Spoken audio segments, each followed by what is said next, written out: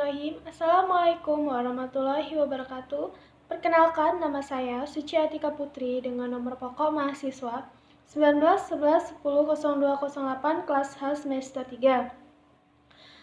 Pada kesempatan kali ini, saya akan menjelaskan jurnal yang telah saya buat, yaitu yang berjudul Perkembangan Pemikiran Filsafat Pendidikan Islam. Di dalam perkembangan pemikiran filsafat pendidikan Islam, terdapat periode kebangkitan dan periode keemasan peradaban Islam, serta terdapat juga periode modern dan kontemporer. Yang pertama itu yang akan kita bahas yaitu tentang periode kebangkitan dan periode keemasan peradaban Islam. Menurut Profesor Dr. Harun Nasution, sejarah Islam dapat dibagi ke dalam 3 periode, yaitu periode klasik, periode pertengahan, dan periode modern. Yang akan kita bahas yaitu periode klasik. Periode klasik ini terjadi pada 650 sampai 1250 Masehi. Periode ini dapat dibagi pula ke dalam 2 masa, yaitu masa kemajuan Islam 1 dan masa disintegrasi. Masa kemajuan Islam 1 terjadi pada 650 sampai 1000 Masehi. Masa ini merupakan masa ekspansi, integrasi, dan keemasan Islam dalam hal ekspansi sebelum Nabi Muhammad SAW wafat di tahun 632 Masehi.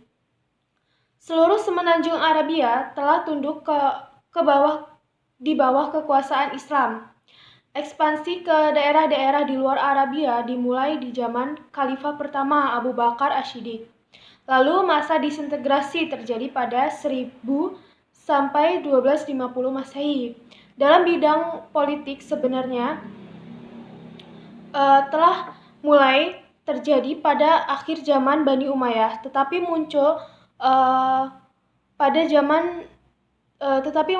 memuncak di zaman Bani Abbasiyah, terutama setelah khalifah-khalifah menjadi lemah dalam tangan tentara pengawal Turki. Daerah-daerah yang jauh letaknya dari pusat pemerintahan di Damaskus dan kemudian di Baghdad melepaskan diri dari kekuasaan khalifah di pusat dan muncullah dinasti-dinasti kecil. Lalu yang kedua itu ada periode modern dan kontemporer.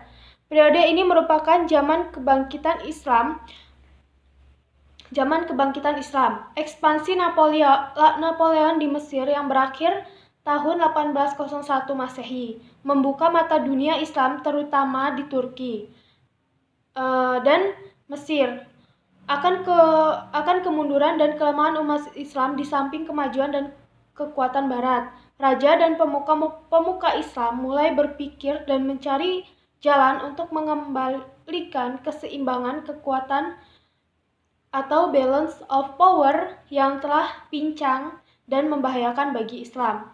Sekian dari saya mohon maaf bila terdapat kesalahan kata, dan kepada Allah saya mohon ampun. Saya akhiri, wassalamualaikum warahmatullahi wabarakatuh.